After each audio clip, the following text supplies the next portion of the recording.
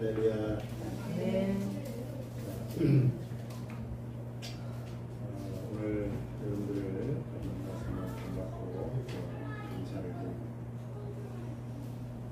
예수님이 온 갈릴리를 다니시다가 전도를 다 마치고 가버나움으로 다시 돌아오셨어요. 가버나움으로 돌아오신 후에 한 집에 들어가셨어요. 집이 아마도 베드로의 집이 아닐까 생각을 하게 되는데요. 베드로의 집에서 이제 예수님은 그 온 갈릴리를 다니시면서 전도하셨기 때문에 아마 많이 지치셨다 생각이 듭니다. 그래서 제자들과 아마 조용히 쉬고 있었으리라 생각이 드는데 이 예수님이 집에 계시다는 소문이 금방 온 동네에 퍼졌습니다. 그래서 너도 나도 예수님이 계신 집에 이제 모여들기 시작했는데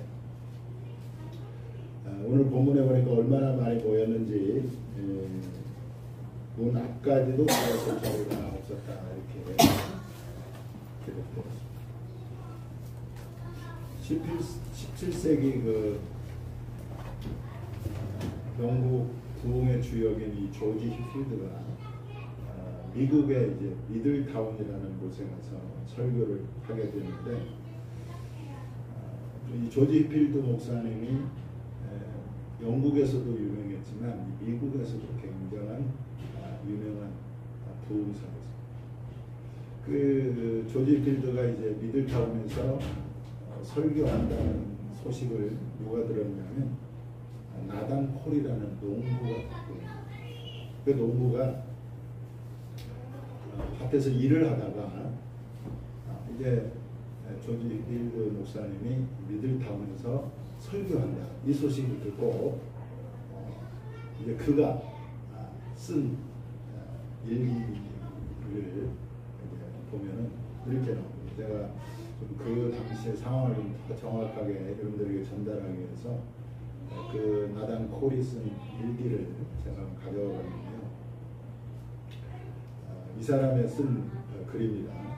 밭에서 일하고 있던 나는 농기구를 집어 던지고 집으로 달려가 아내에게 빨리 준비를 하라고 말한 후에 너무 늦어서 그의 설교를 듣지 못할까 염려돼가지고 있는 힘을 다해서 말을 몰아가지고 목사님께 갔다. 아내와 함께 나는 말을 달릴 수 있는 가장 빠른 속도로 달려갔으며 두 사람을 태우니까 말이 얼마나 지쳤겠어요. 말이 지쳐서 숨을 몰아쉬길래 아내만 태우고 나는 내린 후 내가 부를 때까지 멈추지 말고 최고로 빠르게 달려가라고 시켰고 말을 따라 달리다가 자기가 이제 말을 내려서 아내만 태우고 막 달렸는데 자기도 이제 숨이 막 턱이 차니까 다시 또 말을 타고 올라탔죠. 그 이제 그 미들타운에 도착해 보니까 그 낡은 예배당에 사람들로 찬 거예요. 그리고 그의 설교를 들었는데 하나님이 그와 함께 계신 것 같았다 이렇게 그 일기를 썼습니다. 저는 이 글을 보면서 아마 예수님이 그 가버나움의 그 베드로의 집에 있었을 때 예수님이 그 집에 계시다는 소문을 듣던 사람들이 아마 이 나단 콜과 같이 예수님이 오셨다든가 어디 집에 있다든가 이 소리를 듣고 막 서로 달려가지 않았을까라는 생각을 하게 됐습니다. 저는 이 또 그것을 준비하면서 제가 설교할 때 사람들이 이렇게 제 설교를 듣기 위해서 막 몰려오는 그거를 좀 상상을 해봤는데 앞으로 그것을 꿈꾸면서 기도해야 되겠다는 생각을 하게 됐습니다. 아멘. 자, 오늘 2절에 보면 예수님이 모여든 사람들에게 도를 말씀하셨다 그렇게 되겠습니다.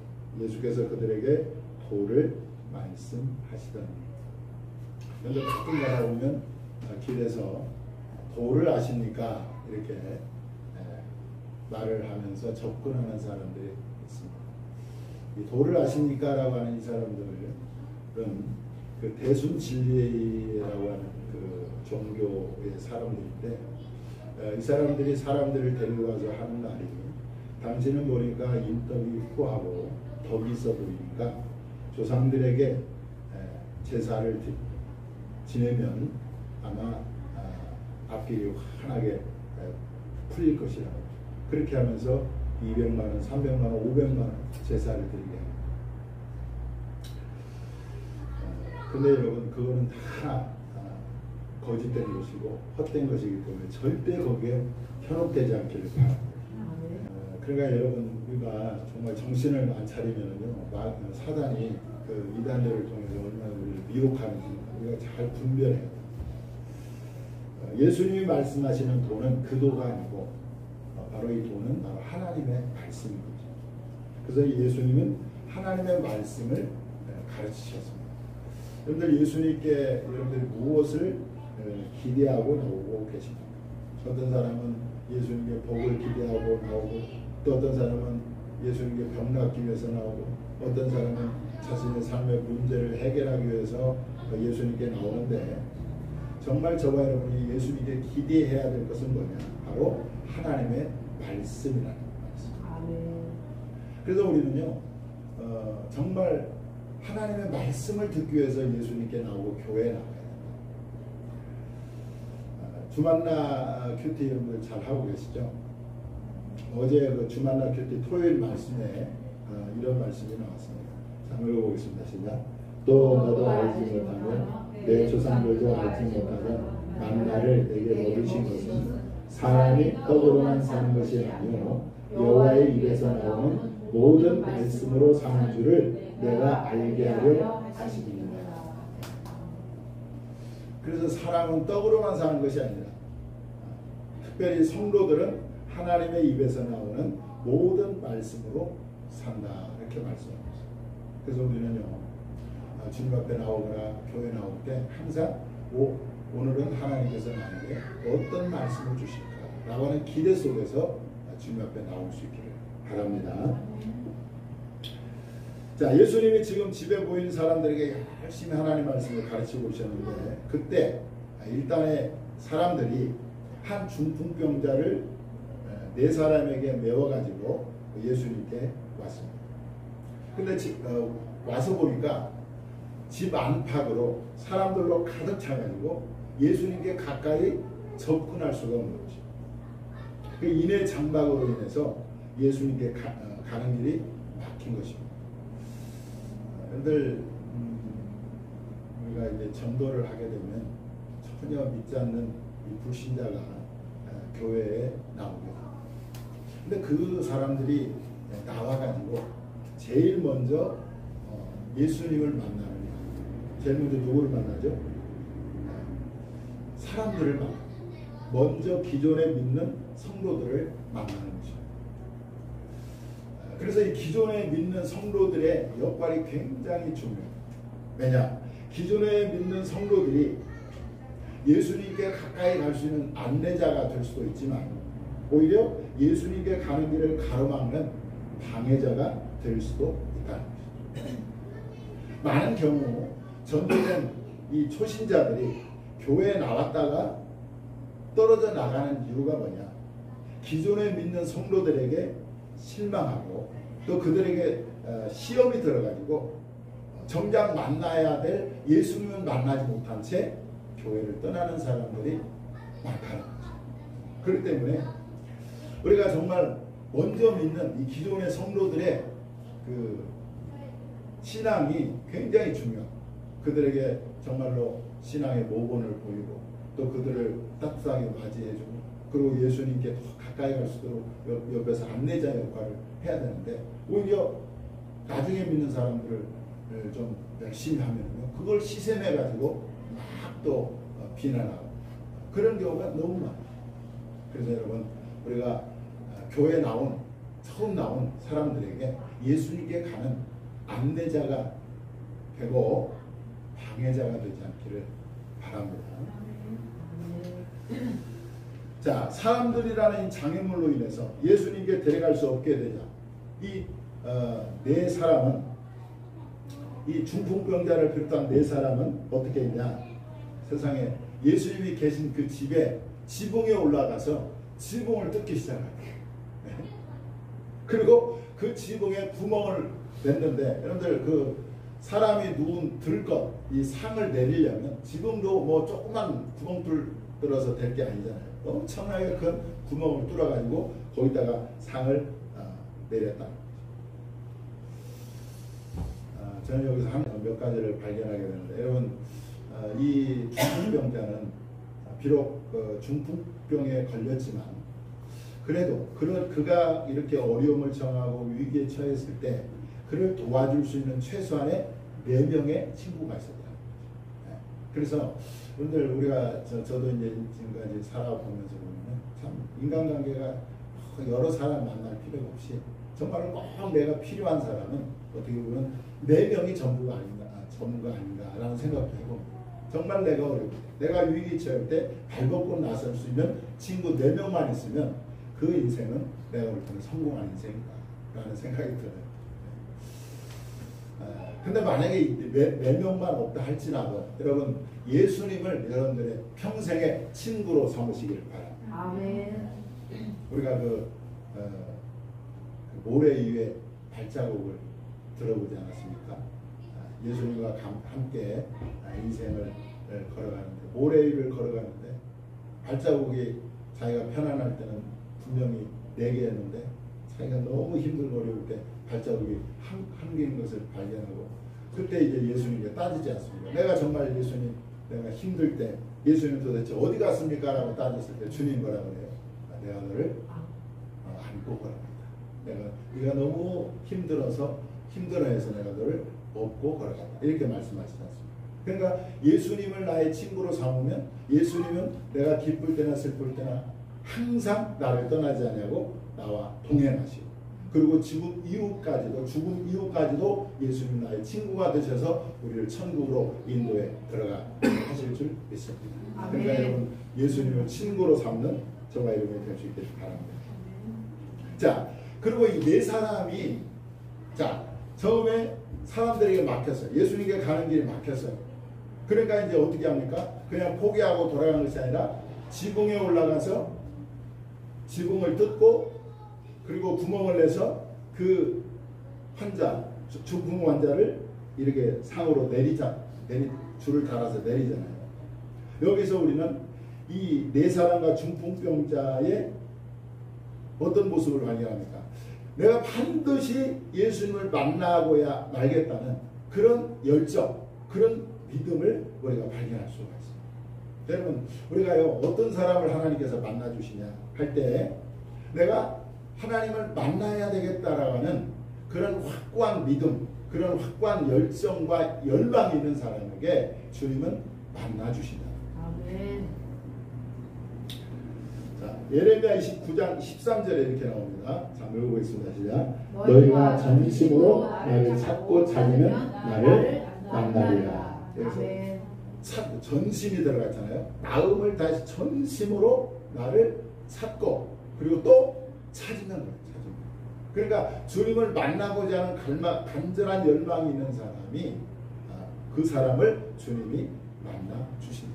아멘. 그래서 여러분 주님을 만나기를 원하신다면 오늘 본문에 나오는 이 4사람처럼 중풍병자처럼 포기하지 말고 앞에 장애물 있고 사람들로 가로막혀 있고 또 그렇지만 그들은 지붕을 뜯어서 마침내 주님을 만나고 했다는 그런 열망으로 했을 때 그들은 예수님을 만났지 않습니까? 마찬가지로 우리도 주님을 만나기 위해서 전심으로 하나님을 찾고 마침내 하나님을 만나는 체험이 저와 여러분들에게 다 있기를 주님의 이름으로 축원합니다. 아멘. 자, 당시 유대인들의 집의 구조를 보면 보통 흙벽돌로 집을 지었다. 그리고 그 지붕은 이게 평평하게 지었는데 그 지붕으로 올라가는 그 외벽에다가 계단을 만들어서 지붕으로 이렇게 올라가게끔 만들어놨다. 그리고 지붕은 보통 이제 들보를 얹고 그 위에 이제 그 집을 엮어가지고 덮고 그리고 거기다가 흙을 채워놓다. 그래서 비가 새지 않게 했다는 것입니다. 자, 그러면 보세요. 그 4사람이 지금 지붕을 뜯었어요. 그리고 구멍을 냈습니다. 그러면 그 방이 바로 이제 예수님이 있고 그 방 안에 사람들이 있었을 것인데 그 지붕을 뜯을 때 집도 떨어져 내리고 그리고 흙 먼지도 떨어져 내릴 것입니다. 그렇잖아요. 그러니까 그 예수님을 비롯해서 방 안에 있는 사람들이 이 집과 흙 먼지로 아마 흠뻑 뒤집어 썼을 거라 우리가 상상할 수가 있잖아요.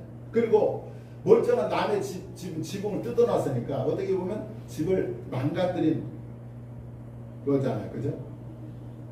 그리고 예수님은 지붕이 이제 뚫리고 환자가 내려오니까 가르치는 그 말씀을 중단했고, 그리고 지금 방 안은 갑자기 그냥 혼란한 상태가 된 거죠. 자, 이런 상황에서 예수님이 보인 태도라는 거예요. 예수님은 지붕을 뚫고 상을 달아내린 사람들이나 이 중풍병자를 나무라지 않았다는 거예요. 놀랍게. 그리고 왜 집회를 방해하느냐? 화도 내지 않았습니다. 오히려 그들의 무례한 행동과 같은 그 행동을 오히려 뭘로 봤어요? 믿음으로 봤답니다.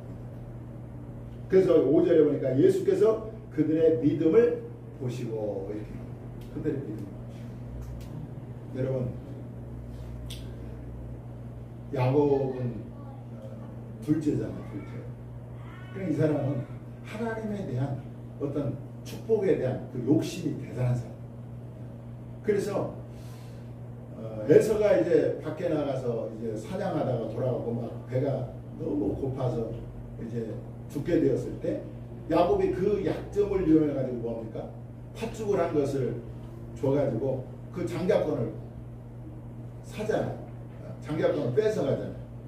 또 눈이 어두운 아버지 이삭을 속여가지고 형 에서가 받아야 할 그 축복을 자기가 가르치지 않습니다.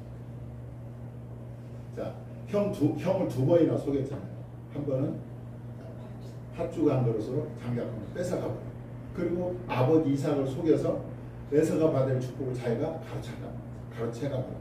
자, 그러면 하나님의 입장에서는 네가 왜 이렇게 거짓말하고 속이냐? 왜 형을 이렇게 그렇게 나무랄 수도 있잖아요. 책망할 수도 있잖아요. 그런데 성경에 보니까 하나님이 야곱을 책망했다는 소리가 없어요. 오히려 야곱을 축복하는 것을 볼 수가 있습니다.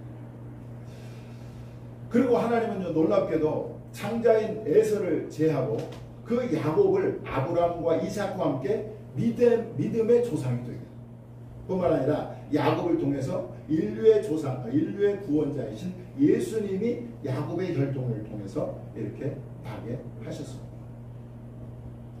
자, 그러면서 예수님이 이런 말씀을 합니다. 마태복음 11장 19절에 보면, 자, 읽어볼까요? 시작.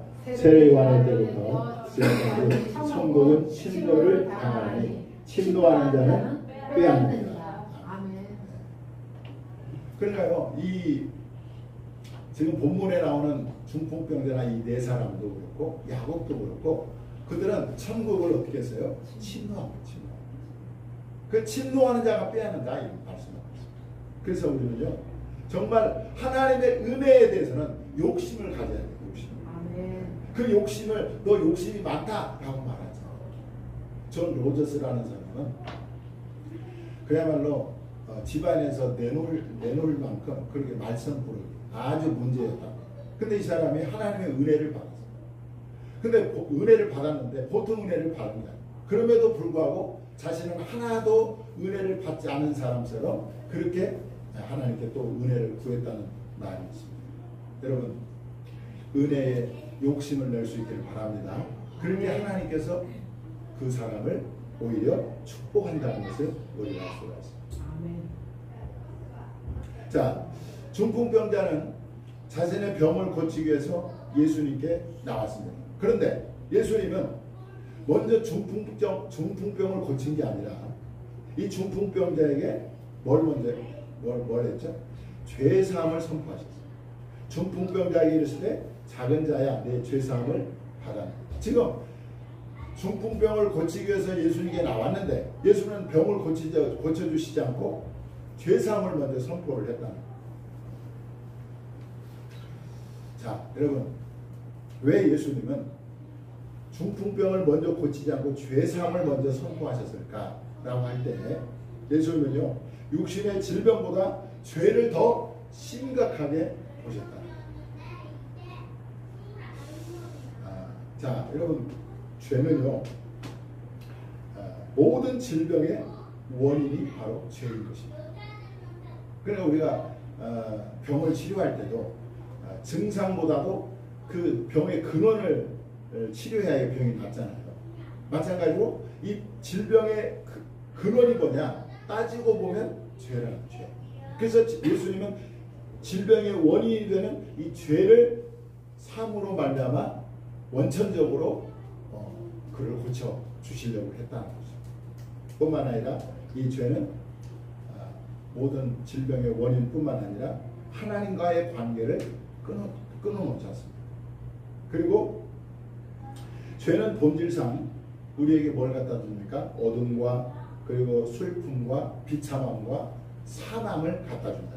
뿐만 아니라 죄는 결국 영원한 멸망을 우리에게 가져다 주기 때문에 예수님은 뭡니까? 이 질병보다도 이 죄의 문제를 먼저 해결해 주신 것입니다. 성경은 모든 사람이 죄를 범하였다고 말씀합니다. 로마서 3장 23절에. 그렇기 때문에 우리도 마찬가지 예외가 아니죠. 따라서 우리도 반드시 뭘 받아야 됩니까?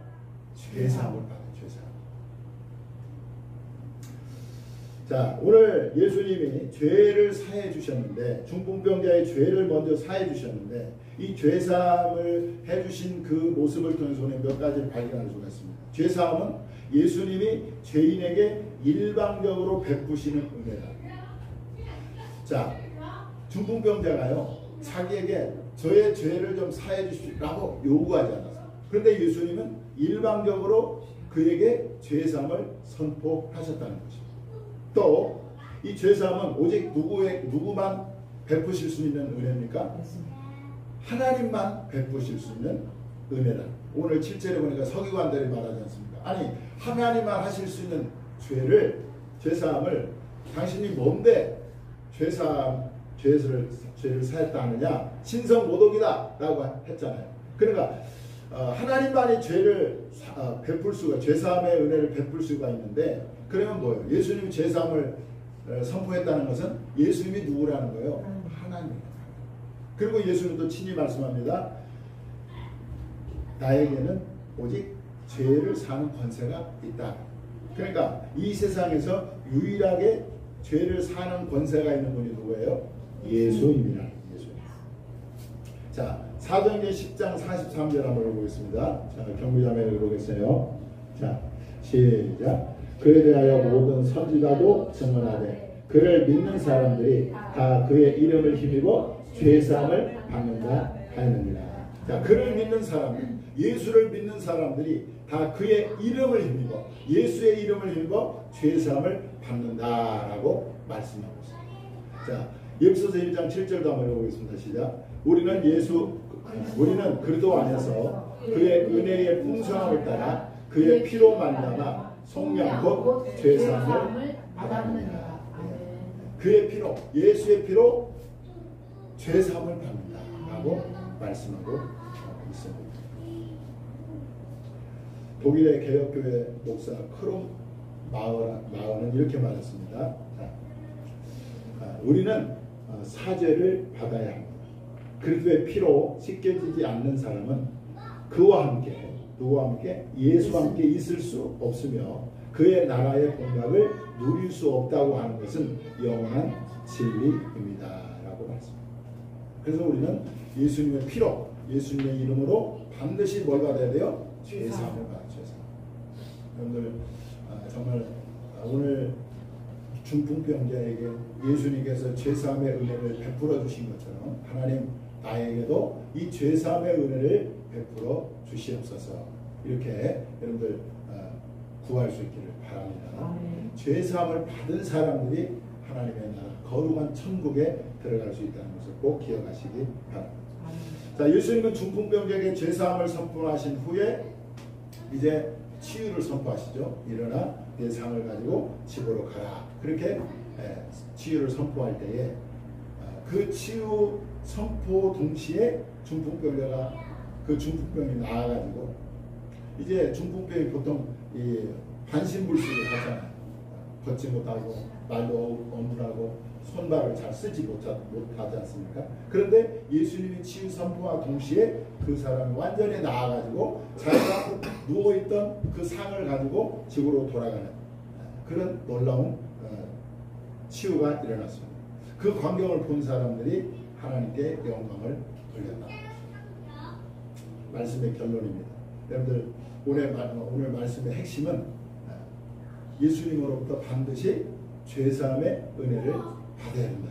아멘. 그리고 정말 만약에 여러분들 가운데 죄가 병이 있다면 오늘 예수님으로 말미암아 고침받기를 바랍니다. 아멘. 그래서 우리의 삶을 통해서 하나님께 영광이 되는 그런 은혜가 우리 모두가 있기를 주님의 이름으로 축원합니다. 기도하겠습니다.